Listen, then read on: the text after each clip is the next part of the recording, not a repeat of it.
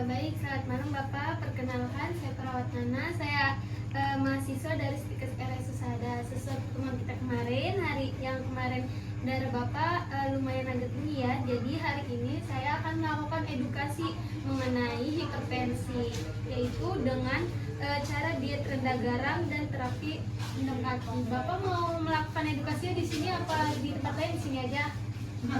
Ya, di sini. Nah, nanti waktunya mungkin kurang lebih 10-15 menit. Nanti Bapak bisa bantu mendengarkan, mendengarkan dengan baik. Nanti bakal ada sesi tanya jawab. Nanti Bapak bisa bertanya kalau misalnya pengen ditanya. Kalau misalnya sudah paham, nanti saya yang bertanya.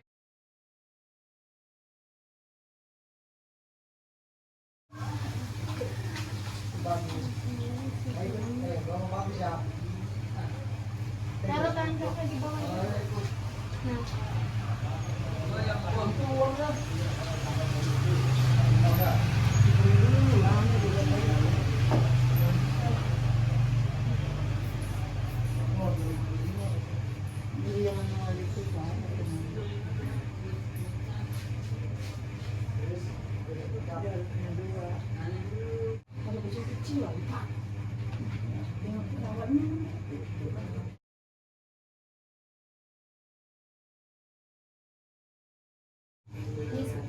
Nah, sebelumnya Bapak udah tahu belum apa itu hipertensi? Kakak udah tahu belum hipertensi? Kalau Bapak? Belum, hipertensi itu darah tinggi ya? Nah, ya betul ya, hipertensi ialah darah tinggi yang di atas batas normal, yaitu yang dimana kurang lebih 140 sampai 190 mHg. Nah, hipertensi juga dikenal sebagai the silent killer atau yang biasa disebut dengan pembunuhan diam-diam, karena hipertensi ini sering nih Pak tidak ada tanda-tanda gejalanya dalam jangka waktu lama, namun perlahan dapat menyebabkan kerusakan serius pada organ seperti kayak jantung, ginjal, otak, mata. Jadi hipertensi ini itu jarang ya Pak ada tanda gejalanya, makanya disebut dengan the silent killer. Tapi tidak usah khawatir, di sini nanti saya akan menjelaskan kayak mengenai cara biar kita dapat mengurangi garam pada makanan. Nah, di sini selanjutnya ada apa itu diet rendah garam. Bapak sebelumnya udah tahu belum apa itu diet rendah garam? Oh, mengurangi garam dalam tubuh. Ya betul. Diet rendah garam yaitu adalah suatu bentuk pengaturan pola makan kita dengan cara membatasi natrium itu garam pada makanan agar mencegah dan mengontrol peningkatan tekanan darah, terutama pada lansia, karena lansia ini banyak yang faktor penderita hipertensi. Nah, terus di sini ada upaya pencegahannya nih. Di sini ada makan makanan yang kita dapat hindari, yang harus dihindari. Yang pertama, di sini ada kita dapat membatasi konsumsi garam maksimal 5 gram sehari. Terus yang kedua, kita dapat menghindari makanan tinggi seperti kayak mie instan, nasi uduk. Kakak suka makan nasi uduk gak? Enggak, berarti bagus. Terus ada makanan. Saya tidak pernah beli makan itu, kecuali di sini, tapi hanya beli pagi berpagi. Terus makan makanan fast food, makanan cepat saji, terus kayak ikan asin, telur asin, terus kayak makanan kecap-kecap berlebih kayak saus asin. Nah, itu dapat kita hindari. Terus kita dapat melakukan makanan yang segar daripada makanan yang olahan atau cepat saji.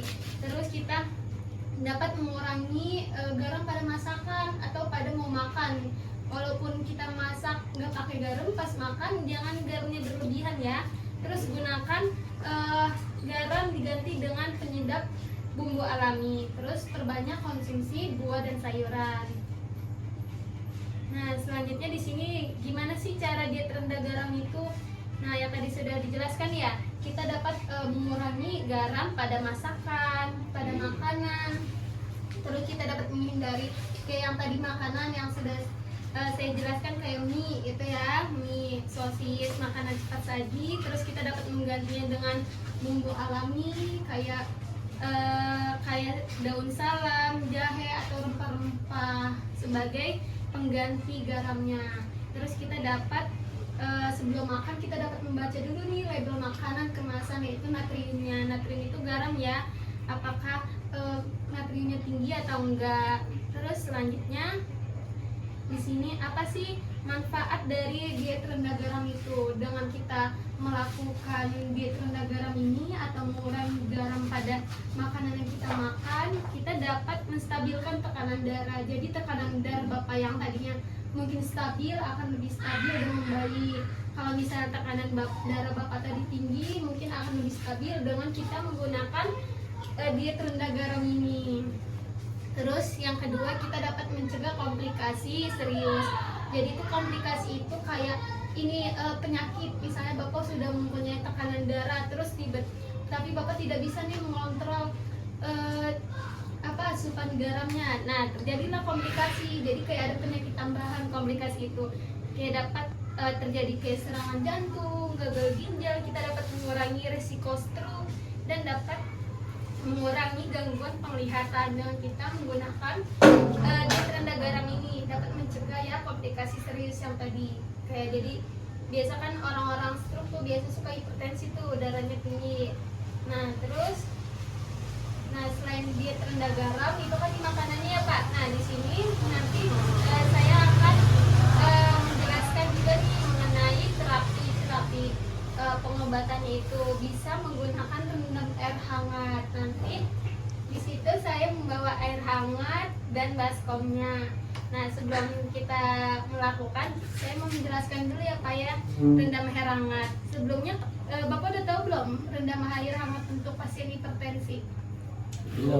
Belum ya? Kalau misalnya itu kita tidak pernah minum air hangat. Tidak, iya. Ya, harus saja air dingin itu ya, saja. ini kakinya yang direndam, bukan yang diminum. Kakinya yang direndam. Nah, rendam air hangat ini adalah terapi komplementer atau terapi non farmakologi ya. Dengan berendam kaki dalam air hangat kurang mungkin panasnya itu 37 sampai 40 derajat Celcius selama beberapa menit, bisa dilakukan 10 sampai 15 menit. Nah, ini tuh dapat membantu relaksasi dan melancarkan sirkulasi darah Bapak. Nah, di sini ada manfaatnya nih.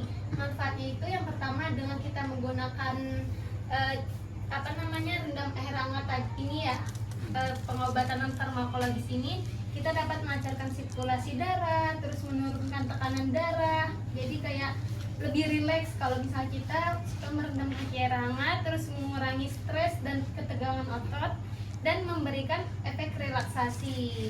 Nah, terus selanjutnya di sini ada indikasi dan kontraindikasi.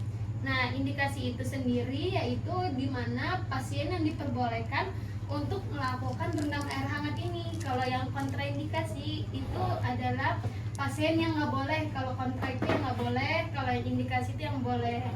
Nah, yang pertama indikasinya dulu ya saya jelaskan, yaitu di mana yang diperbolehkan yaitu lansia dengan hipertensi tinggi, yang darahnya tinggi nih, boleh nih melakukan rendam air hangat ini, malah bagus. Terus pasien yang mudah lelah atau stres, kita dapat melakukan rendam air hangat kaki ini. Terus gangguan tidur ringan, kalau pasien susah tidur, mungkin yang susah tidur ringan bisa melakukan rendam kaki air hangat ini. Dan ketegangan otot, tapi ini tuh tidak boleh dilakukan untuk pasien yang mempunyai luka terbuka atau infeksi pada kaki. Jadi kalau misal pasien yang ada luka di kaki, luka-luka parah, itu nggak boleh ya melakukan rendam air hangat ini. Jadi dilihat dulu kondisi kakinya, apakah kakinya ada luka atau gimana. Kalau kakinya baik-baik saja gitu ya, bisa nih pasien dengan darah tinggi melakukan rendam air hangat ini. Terus selanjutnya di sini ada cara melakukannya. Yang pertama, kita siapkan air hangat. Terus yang kedua, air hangatnya bisa ditaruh di baskom dengan kira-kira ya, dituangkan di baskom hingga menutupi mata kaki.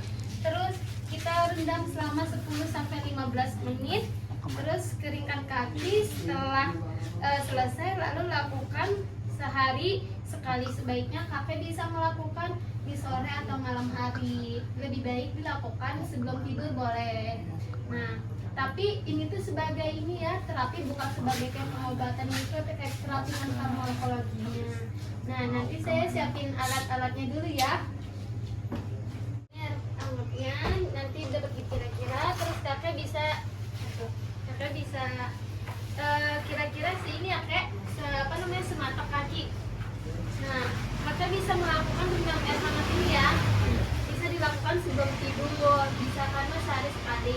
Nah, dilakukannya itu sekitar 10-15 menit. Nah, nanti kalau misalnya kakek udah sekitar lama nih, 10-15 menit, nanti kakek bisa mengangkat kakinya, terus lap dengan kain ya. Terus kakek lap kakinya dengan kain. Nah, gitu.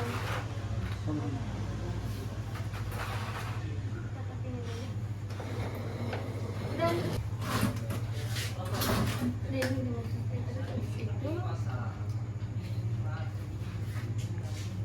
nah, video lagi udah belum? Nah, sampai sini kakek sudah paham belum apa yang tadi sudah dijelaskan? Dari yang manfaat dari diet rendah garam, tadi saya udah jelasin diet rendah garam, cuci kaki, air hangat. Nah, sebelum saya tutup, apakah kakek bapak ada yang mau ditanyakan? Di sana itu tidak pernah makan pedis, garam itu kurang. Enggak ya, bagus Iya, berarti. Iya. Tapi ada yang mau ditanyakan Kalau enggak? kalau di kampung itu baru kalau pedis itu pedis sekali. Tapi di sini tidak pernah itu yang Iya. pedis. Kalau garam itu kalau berlebihan garam akibatnya apa tadi? Nah, kalau kita berlebihan garam, akibatnya itu dapat menjadi komplikasi. Kita makan sambal nggak boleh pedas asam banget. Nggak boleh. Asin sekali ya. Iya, kayak kecap nggak boleh berlebihan ya. Yang asin-asinnya. Iya, betul. Berarti bapak sama kakek sampai sini udah paham ya? Iya, udah paham. Udah paham. Di sini tidak pernah Oke. itu kita makan pedis, Betul. garam kayak di kampung tidak. Nah, kalau saya mau nanya, coba tadi apa aja manfaat dari kalau misalnya kita dapat mengatur diet rendah garam itu, manfaatnya apa aja? Mas Ya, Tam? manfaat diet rendah garam. Ya tadi manfaatnya badan akan lebih sehat, Iya. menghindari hipertensi, Iya. ya, tekanan darah, Komplikasi serius ya. komplikasi serius. Nah, ya betul ya, Bapak berarti sama kakek udah paham mengenai materi hipertensi ini. Nah, kalau misalnya sudah tidak ada yang ditanyakan lagi, atau misalnya itu saya akan akhiri ya pertemuan ini. Tapi sebelumnya akhiri, di sini saya ada inian mengenai riwayat, yaitu mengenai diet rendah garam. Ini cuma ada satu ya, kakek aja nih.